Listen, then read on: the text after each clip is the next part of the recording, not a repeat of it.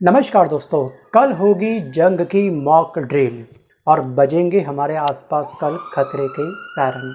So guys, जिसको नहीं मालूम है कि आखिरकार मॉक ड्रिल क्या होती है तो उनके लिए छोटी सी परिभाषा मैं समझाना चाहता हूं दोस्तों कि मॉक ड्रिल या फिर हम इसका अन्य नाम भी है नागरिक सुरक्षा ड्रिल। ये एक प्रैक्टिस होती है, ये एक अभ्यास होता है, एक आर्टिफिशियल अभ्यास होता है जिसका उद्देश्य है नागरिकों को तैयार करना। और जो सरकारी इंतजाम है, हमारे पास क्या प्रबंधन है, क्या प्रणालियाँ एक्टिव है या फिर नहीं है, काम कर रही है फिर नहीं कर रही है, उसका परीक्षण करने के लिए मॉक ड्रिल कंडक्ट कराई जाती है। जी हाँ, यहाँ पर ये मॉक ड्रिल किसी हमले के लिए, किसी हड़ताल के लिए, यहाँ तक कि युद्ध जैसी आपात स्थितियों पर हमारी क्या प्रतिक्रिया होगी, ये सिखाने के लिए सरकार के द्वारा मॉक ड्रिल कंडक्ट करवाई जाती है।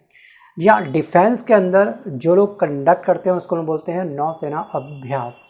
लेकिन यहाँ पे जो कल मॉक ड्रिल जो कंडक्ट हो रही है वो आम जनता को सिखाने के लिए कंडक्ट हो रही है कि आखिरकार अगर युद्ध होता है तो, वैसे युद्ध होने की संभावना पूरी बनी हुई है, तो हम आम जनता को अपना बचाव कैसे करना है, अपनों का बचाव कैसे करना है, और अगर हम एक्टिव नागरिक हैं, अगर हम जिम्मेदार नागरिक हैं तो हमने अपने पड़ोसियों की सुरक्षा कैसे करनी है। ये सिखाने का बहुत ही प्यारा जरिया है सरकार का आने वाले कल के दिन। तो जो 1971 का वॉर हुआ था, 1999 में वॉर हुआ था इंडिया पाकिस्तान का, 1965 में वॉर हुआ था इंडिया पाकिस्तान का, 1948 में इंडिया पाकिस्तान का वॉर हुआ था। लेकिन आज तक हमने कभी भी मॉक ड्रिल कंडक्ट नहीं करी है इतने हाई लेवल के अंदर। 1971 में भले ही की थी, जो आपके घर में बुजुर्ग रहते हैं उनको अच्छे से ये डेट अच्छे से याद होगी, उन्होंने शायद मॉक ड्रिल देखी होगी। सो गाइस, जम्मू कश्मीर के पहलगाम में 22 अप्रैल को हुए आतंकी हमले के बाद से भारत और पाकिस्तान के बीच में जो तनाव है काफ़ी चरम पे पहुंच चुका है और यहाँ तक जाहिर किया जा रहा है कि फाइनली जंग अब होगी और जंग की आशंका साफ साफ अब काफ़ी हद तक दोस्तों लॉक हो चुकी है।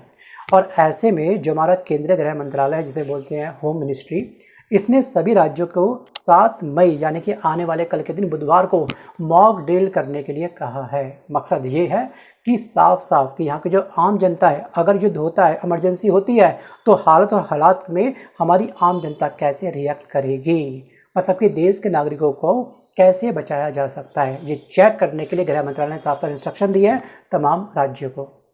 अब यहाँ पर देश भर में होने वाली इस मॉक ड्रिल में लोगों को जागरूक किया जाएगा कि हवाई हमला होने पर क्या करें, जो अगर होगा ऐसा हवाई हमला तो हमको ब्लैकआउट कैसे स्टार्ट करना है। ब्लैकआउट का अर्थ इसका नहीं मालूम है दोस्तों, ब्लैकआउट का अर्थ होता है बत्ती गुल कर देना। तो गाइस, ब्लैकआउट जैसे ही सायरन बजेगा हमको अपनी लाइटें तुरंत ऑफ कर देनी है, मतलब कि लाइट का स्विच ऑफ कर देना है, अपने घर पे बिल्कुल अंधेरा कर देना है। क्योंकि आने वाले कल के दिन ये सिखाया जाएगा हमको कहीं ना कहीं कि अगर हवाई हमला हमारे ऊपर होता है, दुश्मन का फाइटर जेट अगर हमारे ऊपर से गुजरता है तो हमें कैसा रिएक्ट करना है। और यहाँ पे ये भी कहा गया कि अगर आपको लाइट की बहुत अधिक आवश्यकता है और ऊपर सायरन बज रहा है लगातार खतरे का, तो आप सिंपल अपनी विंडो पर जो आपकी खिड़कियाँ होंगी जहाँ से उजाला रात को बाहर जा रहा है, उन तमाम स्थानों पर आप काली पन्नी लगा दो कि रोशनी आपके बिल्कुल भी बाहर ना जा पाए, या फिर काला कार्बन जो आता है वो आप विंडो पे चिपका दो। और मुझको लगता है दोस्तों कि इस मॉक ड्रिल्स के माध्यम से हम सबको कुछ ना कुछ तो पक्का सीखना ही सीखना चाहिए, कुछ नहीं बल्कि बहुत कुछ सीखना चाहिए, क्योंकि वर्तमान में हालत और हालात काफ़ी गंभीर बन चुके हैं।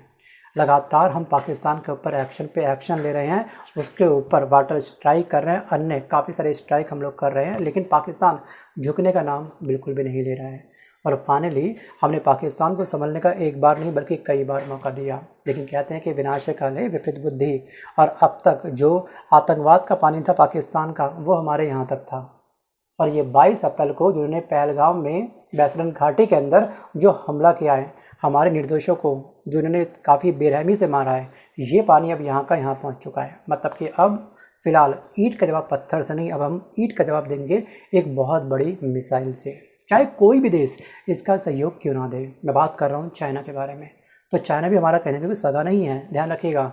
गलवान घाटी में इसने क्या किया था, वो भी तब किया था जिस समय हमारे देश के अंदर लॉकडाउन चल रहा था, जिस समय इसके द्वारा फैलाया गया जो कोरोना वायरस था, जो उसके लैब से रिलीज़ हुआ था, उसको अपनी गलती का एहसास नहीं था। उस समय सोचिए, अपनी गलती मानने की जगह पर इसने उस हमारे लॉकडाउन का फ़ायदा उठाया था। Think about it. So guys, अब बात करते हैं, वापस आते हैं मॉक ड्रिल की तरफ। तो आपको ध्यान रखना है कि बीती रविवार को, यानी कि इससे पहले, पंजाब के फिरोजपुर छावनी बोर्ड ने ब्लैक आउट होने की स्थिति में क्या क्या करना चाहिए और कैसे इस बात को लेकर के ठीक है, जनता का रिएक्शन होना चाहिए, प्रतिक्रिया होनी चाहिए, ये सब वहाँ की जनता को सिखाया था। रविवार रात 30 मिनट का ब्लैकआउट रिहर्सल किया गया था। वहाँ की जनता ने बहुत अच्छा सपोर्ट किया, सबने अपनी लाइटें ऑफ कर दी, हर तरफ अंधेरा अंधेरा था। लेकिन दुश्मन का जो फाइटर जेट है दोस्तों, वो काफ़ी स्मार्ट होता है, बहुत ज़्यादा स्मार्ट होता है। तो हमारी आम जनता का दायित्व ये है कि हम लोग अगर हो सके पक्का अपनी लाइट को ऑफ ही कर दें। कुछ मिनट अगर हम बिना लाइट के रहेंगे तो कोई दिक्कत नहीं आएगी। ये कोई जल नहीं है कि भैया गला सूख गया और हम थर थर काँपना स्टार्ट हो गए। ये आप लोग विंडो पे चाहो तो ब्लैक, मैं अगेन बोलूँगा, पन्नी लगा दो, ब्लैक कार्बन लगा दो, या फिर सीधे अपनी शीशे के ऊपर काला पेंट ही मार दो, चक्कर ही ख़त्म सारा। तो पाकिस्तान को हमने एक बार नहीं बल्कि कई बार मौके दिए हैं, फिर भी पाकिस्तान अपनी फितरत से, अपनी आदत से बाज नहीं आता। कहते हैं ना कि nature can not be seldom, जो इंसान का नेचर होता है इतनी आसानी से परिवर्तित नहीं होता। जस्ट लाइक ए कुत्ते की दुम, मतलब कि टेल, हिंदी में पूंछ। आपको याद होगा कि 1948 में, 1965 में, 1971 में, 1999 में 4 युद्ध हम दोनों के बीच में हुए और हर बार हम ही जीते हैं तब भी, लेकिन इसकी आंखें नहीं खुल रही हैं। फिर भी हमने इसको मौके दिए समझौते के माध्यम से।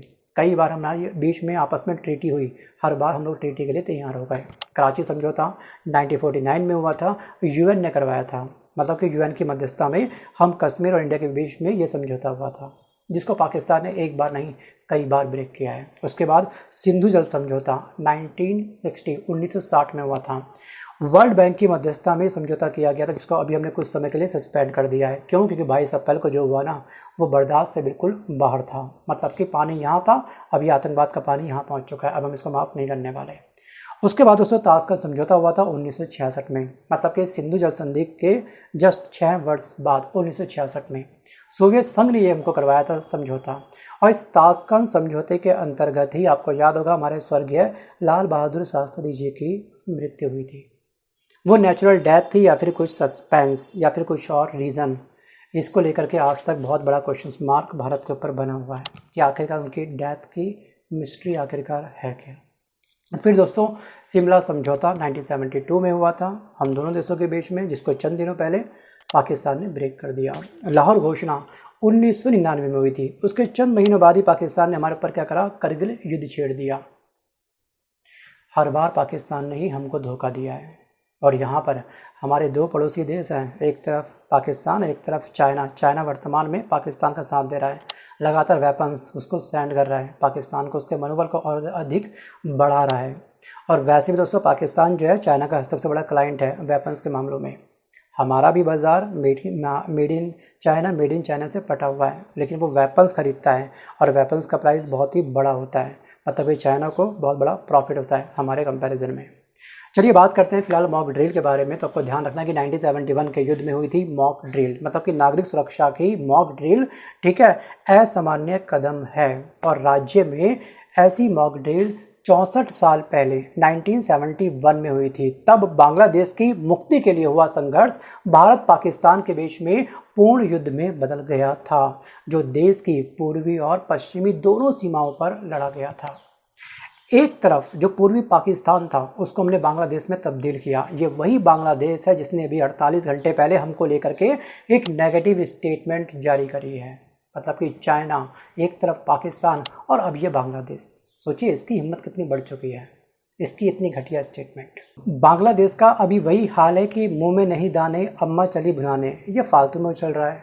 और जो पाकिस्तान है, जो चाइना है और जो हमारा बांग्लादेश है पड़ोसी देश, ये सच में आबैल मुझे मार कर रहे हैं अपनी स्टेटमेंट के माध्यम से, अपने कर्मों के माध्यम से, या फिर हम कह सकते हैं कि ये खुद अपने पैर पर तेज धार वाली कुल्हाड़ी दे मार रहे हैं। जी हाँ, और इस कुल्हाड़ी की धार इन्होंने खुद तैयार करी है अपनी कर्मों के द्वारा। चलिए आते हैं वापस टॉपिक की तरफ। सो गाइस एक बहुत बड़ी गुड न्यूज़ है कि जो हमारी एयर डिफेंस है वो और भी अधिक मजबूत हो चुकी है। क्यों? क्योंकि भारत ने रूस से जो ईगला एस मिसाइलें हैं वो खरीदी हैं और 260 करोड़ रुपए की डील से हवाई सुरक्षा हमारा और भी अधिक मजबूत होगा इस डील के बाद। सो गाइस ये जो मिसाइलें होती हैं ये छोटी सी, ठीक है, बहुत ही छोटी होती है और कंधे पर ले जाने वाली ये पोर्टेबल मिसाइलें ड्रोन सहित विमान या फिर कोई भी अगर चॉपर होगा उसको बड़ी आसानी से गिरा सकती है, मतलब कि मार गिराएगी। और जो फास्ट ट्रैक यहाँ पर जो खरीद है, इसमें सेना ने 48 और अन्य रॉकेट लॉन्चर और 90 जो सोरेट्स हैं, इसका टेंडर भी जारी कर दिया। और आपको ध्यान रखना कि ये जो मिसाइलें हैं वो 3.5 किलोमीटर की ऊंचाई पर उड़ रहे किसी भी टारगेट को लॉक करके उसको धराशायी कर सकती है, तबाह कर सकती है। और ये इंफ्रारेड सेंसर की सहायता से काम करती हैं। जो मिसाइल हमने जो रूस से बाय करी है, जिसका नाम है इग्ला एस मिसाइल, डील कितनी की हुई है? 260 करोड़ रुपए की। सो गाइस, हमारा इंडिया का जो डिफेंस है पाकिस्तान के कंपैरिजन में, एयर पावर आपके सामने ये रही, नवल पावर आपके सामने ये रही। और अब मेरा आपसे एक छोटा सा सवाल ये है कि अगर आपको भारत का मैप अच्छे से याद है, खास तौर पर दोस्तों ऊपरी हिस्से वाला जो उत्तरी एरिया है हमारे भारत का, तो उसमें आप मुझे एक सिंपल सा कमेंट करिएगा कि अगर पाकिस्तान जंग हमारे साथ करता है और पाकिस्तान की जो मिसाइलों की रेंज है वो 120 किलोमीटर के आसपास है, तो किन किन राज्यों को या फिर किन किन केंद्र शासित प्रदेशों को, मतलब कि कितनी स्टेट को और कितनी यूटी को खतरा बन सकता है। वीडियो को पॉज करके अच्छे से मैप को याद करिए, तमाम स्टेट को आप देखिए कौन कौन सी स्टेट पाकिस्तान के साथ में टच होती है, बाउंड्री टच करती है, उन सब के नाम आप मुझे कमेंट जरूर करिएगा। सो गाइस, यहाँ पर रविवार यानी कि 2 दिन पहले पीएम से मिले हैं एयरफोर्स चीफ, जिनका नाम है दोस्तों मार्शल AP सिंह ने रविवार को पीएम नरेंद्र मोदी जी के साथ में मुलाकात करी, क्योंकि पीएम मोदी ने कमिटमेंट किया है कि हम दुश्मनों को या फिर दुश्मनों का सहयोग करने वालों को कल्पना से भी कड़ी सजा देकर रहेंगे। अब दोस्तों ये कथन कब सार्थक होगा वो चलेगा पता आने वाले समय में। सो गाइस, लेकिन कल जो 7 मई है, इस मॉक ड्रिल से आप प्लीज़ बहुत कुछ सीखिएगा और अन्य को सिखाने का प्रयास भी करिएगा, अपनों को सिखाने का प्रयास करिएगा। सो गाइस, आज के इस वीडियो में बस केवल इतना ही। मिलता हूं जल्द अपने वीडियो के साथ, तब तक के लिए धन्यवाद।